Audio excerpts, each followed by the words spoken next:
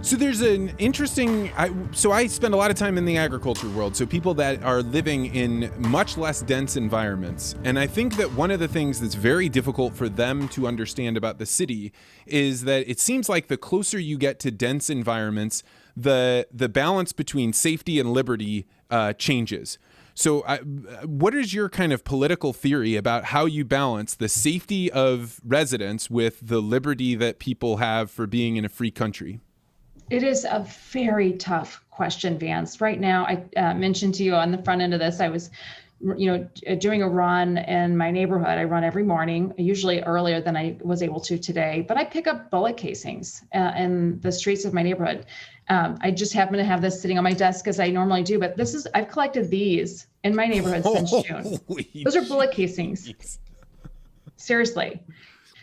And the reality is that many of those bullets are shot by children. The majority, I don't have the figures yet, but I do know a good number of the carjackings that take place in the city of St. Louis, and there are a lot of them, are done at the hands of children. I was held up myself, assaulted at gunpoint by a young man who had simply turned 18 the week before. The reality is when our children who haven't fully developed, they don't have a fully developed frontal lobe, are carrying around guns, and we don't have paths, we don't have an underlying economic environment that has a job, a livable wage for them at the end of their educational career, we are putting ourselves in danger. So, I do think it's time for the city, the state, to have some level of protection from children and guns, and to protect the children themselves. So do I want to take away civil liberties of people? Absolutely not. Do I want to prevent people from owning guns? I don't. But I do want to give our law enforcement the tools they need to remove the guns from the hands of children who should not be carrying them.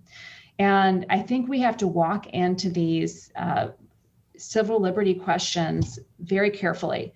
The other solution that the city is considering right now is drones, spy planes, not drones, excuse me, spy planes. Have you heard about this? Oh, yeah, but go on. If my audience hasn't, this is a great time to bring it up. So, we are the #1 city in the nation for homicides. Violent crime is through the roof. And, failing to address whether or not children should have guns, what is the solution? The city of St. Louis is considering contracting with a private operator to put spy planes in the air 18 hours a day to capture images of everything, including your backyard and through your windows. And that individual company, that private operator, would own those images and presumably have rights that we can't even guess at right now to do to use that information. And that is an egregious abuse of civil liberties, in my view. And if we do not have protections in place to protect the information we're collecting about our citizens, we have no right to be collecting it, period. Yeah, I actually got that sent to me by a drone operator who told me, the amount of money that you'll spend in fuel alone running these drones is going to be so astronomical as to, if you are trying to put it forward as this is an economical way to police your citizens, you're playing a game that doesn't seem to be with all the cards showing. Well, they're not drones, they're planes. And so the fuel is even higher than if you were just using drones in this particular proposal, Vance, but you're right. And to me, if we don't at least have a protection of the information we're going to be collecting about our citizens, we have no right to be collecting it. I'm not for it. We did pass. It's scary to think that we would be allowing a private company with one principle, to obtain information that has only been piloted in one other city with mixed results on whether or not it was even useful, and that we would be playing around with our citizens' private information in such an egregious abuse of civil liberties is crazy. Now, on the back end, you have to say, okay, now what do we do about crime? How do we start to address this? Okay, should we allow children to have guns in the public right of way? Can we start by saying that in a general sense, no, we don't want this? How can we take away how can we, make sure that when police are responding to something going on, that they have a reasonable expectation that the children that they're engaging with aren't armed. That's where this is so baffling to me that you're saying this. Like, I'm shocked. I have I've never even heard this argument before, that the challenge that we're facing is that a huge percentage of the guns that we're facing are in the hands of children. That are not able to predict the future. Or like, I've never heard this before. This is very interesting to me. Children. I'm working on getting the statistics from the police department, but, anecdotally speaking, and from speaking to law enforcement agents, speaking to law enforcement, the cops, they'll tell you, carjackings, killings. We just arrested a couple people, teenagers who were, killed a woman in front of her kid in her car, a few blocks from my home earlier this month. It's really, really, truly horrifying. And so, when you have this, it's gotten so pervasive, the gun ownership model is just so pervasive that that our children are involved. And what happens when you arrest a child and send them to juvenile, they're released. We don't have a good system for dealing with that. So when the social fabric is breaking down in such a has broken down in such a significant way, we have a city that's 30% poverty. We have a school system that was unaccredited for many years, just got its accreditation back, and is really struggling to make sure that our children are educated. What is the solution? We can say, well, the parents aren't there, so, what can we do? Throw our hands up at it. But at the end of the day, the city of St. Louis, whether you like it or not, is the economic engine of the state of Missouri. We have a tremendous amount of agricultural interests and a lot of folks that live outside of the city. But at the end of the day, when you look at the revenue that comes into the state, it's right here. And if we allow St. Louis to fail, it'll take Missouri with it. Now, on the other hand, if we start to address this and say, let's work with our urban partners here, and let's figure out how we can partner on some things. We say, we don't want to take the guns out of the hands of our, kids in Bolivar, Missouri. I agree with that. That's fine. That's a totally different environment. But how can we deal with it here? It's just like when we are looking at contaminations in the air and demolitions of buildings. I worked to put in a bill a couple of years ago that requires that if you have asbestos in your building, you have to wet it and you have to have certain protections in place. Because it's an urban environment, that building that you want to demo is immediately next to another building. That same building, if it was in Texas, Missouri, with a population of, I'm guessing, 700 people, that building is a half a mile from another building. So if you want to demo it, it's got asbestos in it, you know what?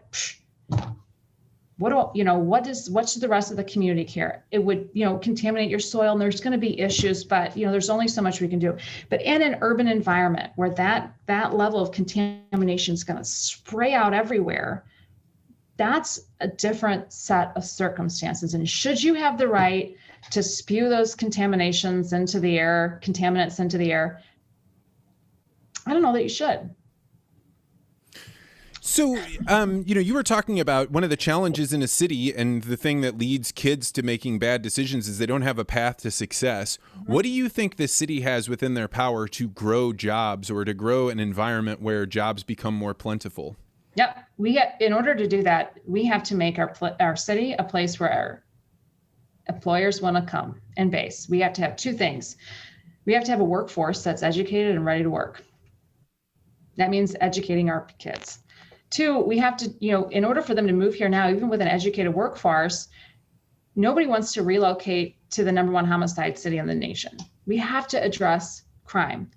Nobody wants to pick up bullet casings on their neighborhood streets on a daily basis. It's insane. So we have to be serious about addressing violence, and we have to start taking down those numbers that have been on an upward trajectory for the last decade. And in order to do that, we have to bring in professionals who know how to do that, look at other ways that cities have addressed it. And there are lots of cities that have successfully addressed violence, and bring those programs and those individuals who've helped do it in Oakland, Boston, major cities that have addressed violence, bring them here. Let's do it here.